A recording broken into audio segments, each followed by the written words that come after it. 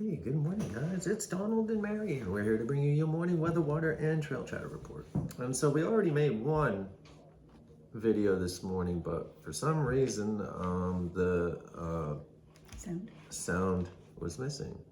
So we're doing another one real quick now, and we're gonna breeze through this because we have some stuff to do this morning, and she needs to get going here soon, and I got some stuff I gotta do, get some visitors coming, blah, blah, blah, blah, blah, blah, blah, blah. Anyway, so Mary's gonna start with the water and weather after we have some rescues that we wanna talk about. And all right, go ahead and start that off, Mary. All right, Donald, thank you. You're welcome. Good morning, everyone. Here in Blairsville right now, it's 68 degrees and mostly cloudy. And looking out the window, it's definitely cloudy. It's pretty dense out there with the fog. And if you're taking off, take some extra time for safety. Right now, well, not right now, but for a high today in Blairsville, we're going to have 79 degrees. It'll be partially cloudy early with scattered showers and thunderstorms during the afternoon. And then tonight, 62 degrees with showers early, then partly cloudy overnight. Winds will be light and variable today and tonight, and the chance of rain is 40 to 50%. Blood Mountain's high today is going to be 72 degrees, dropping to 68 this afternoon. A chance of showers and thunderstorms after 2 p.m. There will be some sunshine, 5-mile-per-hour winds with a 40% chance of rain. And then tonight, 61 degrees, chance of showers and thunderstorms before 8 p.m. and mostly cloudy. 5 to 10-mile-per-hour winds and a 40% chance of rain. Water's decent for the most part on the trail. Make sure you're topping off at Hawk Mountain Shelter. That way you can make it as you hike north 6.2 miles till Justice Creek, where your next water source opportunity is. And then make sure you're topping off at Slaughter Creek before you climb Blood. That did have some water, so you know that way you're getting up and over Blood. There is no water on Blood. And then you can resupply at Neal Gap. Carry enough water out of Neal Gap. Neal Gap to Hogpen Gap is dry, and the Hogpen Gap water source is dry, so you want to make sure you have enough water. Snakes, of course, there's snakes on the trail. It is summertime. Keep an eye out for them. Rocks, logs, stumps across the trail. And remember, Cow Rock, it is 5 miles north of Neal Gap. There's that group of boulders up there that has that copperhead nest. Great Smoky Mountain National Park, bears. All shelters are open. The closed campsites are 23 and 96. Warnings are Charlie's Bunyan and Trillium Gap Trail, and campsites 83 and 84. The US 441 Newfound Gap Road is closed from Sugarlands to Newfound Gap due to that recent landslide. You can access Newfound Gap from the Cherokee side in North Carolina. That is clear and open to go. Let's remember, whether we're out here on this trail in the Smokies, any trail or anywhere, let's leave no trace, clean up after ourselves. If we brought it in, let's bring it out. And let's remember proper food storage and proper trash removal. Let's keep it nice and clean for everyone out here so we can all enjoy it, the creatures and us that are out here recreating. All right, we're gonna turn it over to Donald now. We got some other stuff that's going on around us and throughout the country that we want to talk about today. All right, thanks. You're welcome. All right, and so let's start with missing hiker found safe. So an Arizona man named Joe Sullivan was found safe. And so days after Joe went missing while on a retreat hike at Fossil Creek just outside Strawberry, Joe went missing August 2nd. There is a trail 4 miles long down to the waterfall where you can swim, said church clergy member Father Salcido. He said Sullivan, an adult chaperone who works at the church, started walking ahead and somehow went off trail. Last we heard from him, he called and said he was lost, but his phone died immediately after. Search crews searched the area Sunday and Monday, but could not locate the dude.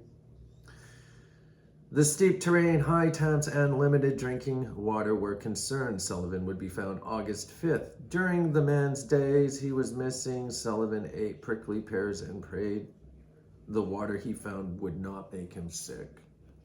He had a feeling to walk up a rim where he found the highway and waved a car down to safety. All are grateful for his safe return. Definitely. Turned out good in this. That's right. It turned out good, luckily, man. Anything could have happened. That's The heat, he's lucky he found some water that he could actually drink. I mean, it takes a few days I think it takes a couple weeks actually for Giardia to set in. I'm not doesn't it? sure about Giardia. I feel like it takes don't like know a about it. minute to set in. It doesn't just one minute it hits you. It takes a second, I believe. I could be wrong on that now. I'm gonna look that up, but I Right. believe it takes like a week or two. Anyways, so Rescue Norway, Alec Lund, or excuse me, we had a missing hiker, a journalist from Wisconsin. His name was Alec Lund. He's 38 years old. He hadn't been heard from for 6 days during a solo hike trip on a glacier in Norway. He has been found, the local Red Cross said Sunday. Red Cross, which was part of the rescue operation, said Lund had been found alive near Folgfana. He was located by a helicopter crew and was transported for medical treatment. It was not known what condition the man was in. All right, and then next we have emergency crews responded to a call Tuesday in Chattanooga, Tennessee. They were going to try and locate 2 lost hikers on the Cumberland Trail off Hot Water Road. The male and female hikers were found, with one requiring assistance from the fire department to navigate steep terrain. The Hamilton County 911 Emergency Communications District played a crucial role in the rescue by determining the hiker's location and advising them to stay stationary.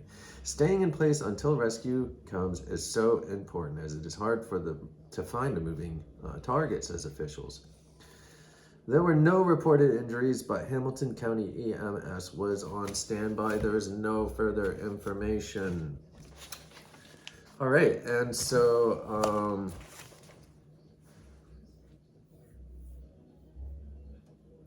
we have another missing hiker.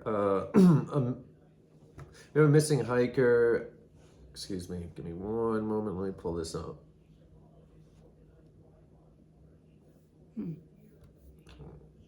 Oh, sweet.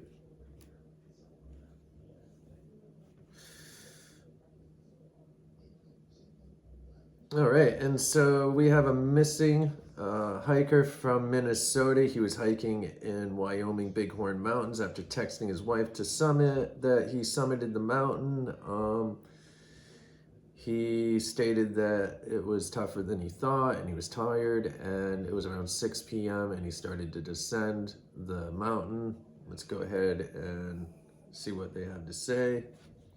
So a Minnesota hiker is missing in Wyoming's Bighorn Mountains after failing to return from a 3-day backpacking trip. The Bighorn County, Wyoming Sheriff's Office says it was contacted about an overdue hiker on Friday, August 1st, after Grant Gardner failed to return from his trek in the Misty Moon Lake area, where he planned to summit Cloud Peak at 13,171 feet.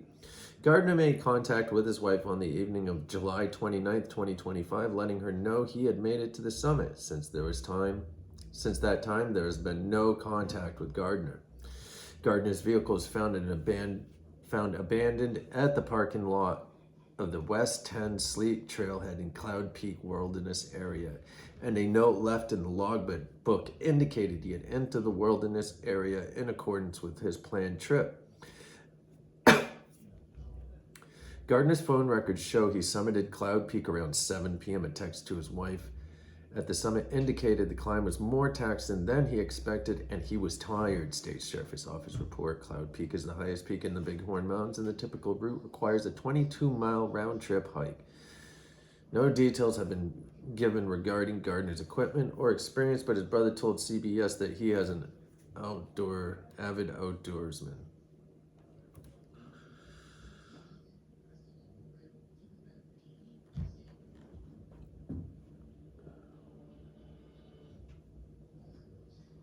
All right. I'm looking at some pictures of his backpack and stuff and how he's got it packed, because that usually tells me what type of mindset they have when they're hiking. I mean, when you see people with certain packs, you can tell if they're a light packer or if they have certain gear. You can just tell that they may go out once in a while and maybe not that much. based on price of the gear even, man, and what type of gear it is, you can kind of tell what type of hiker they are. I mean, not with everyone, but you just can get a feel of how much experience they have by the way they pack their gear, or the way that their pack's set up, or what type of gear they're wearing. So I like to look at stuff. Another thing I look at first thing on a hiker is their calves or their legs. That's one of the things Yeah, definitely. I peek out just to see, if they got defined big calves and shit, dude. Anyway, so a multi-agency search involving dogs, helicopters, drones, and foot crews has been hampered by high winds, lightning, and thunder, in addition to the high altitude and difficult terrain. It should be noted conditions are extreme and very challenging. At least 2 rescuers have suffered medical conditions and have had to receive medical care. The Bighorn County Sheriff's Office is requesting anyone who may have had contact with Garnet to call 307-568-2324. I hope they find this dude. I hope so too. I mean, he may have had a touch of altitude sickness. 22 miles, man. He's probably exhausted. That's what, 11 miles, 12 That's a miles long one day. way, man. Yeah, man. Especially, That's higher. yeah, it's up there in elevation. Maybe he wasn't acclimated to the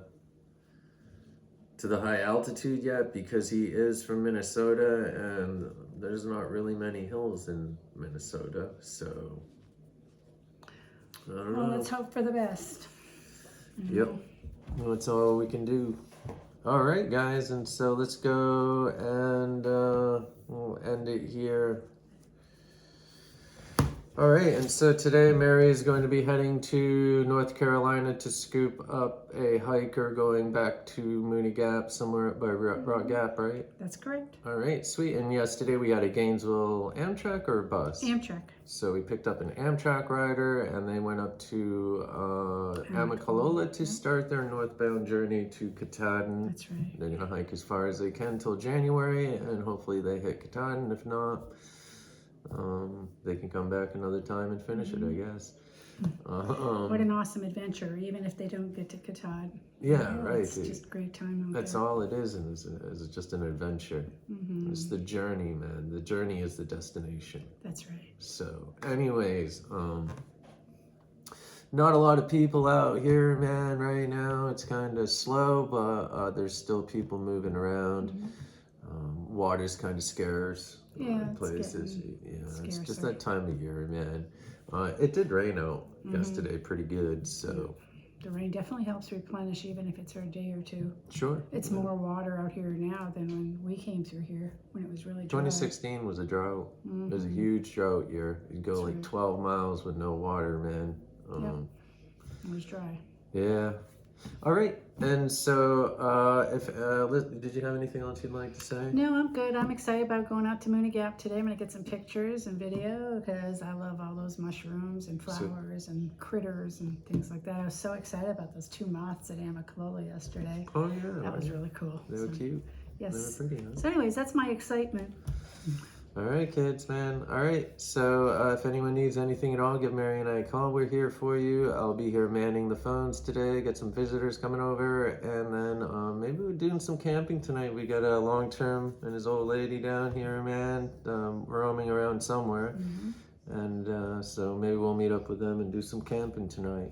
We'll see. awesome. Jordan's gonna be up at the store, so if anyone needs anything at all, give us a jingle. One love, man. Peace.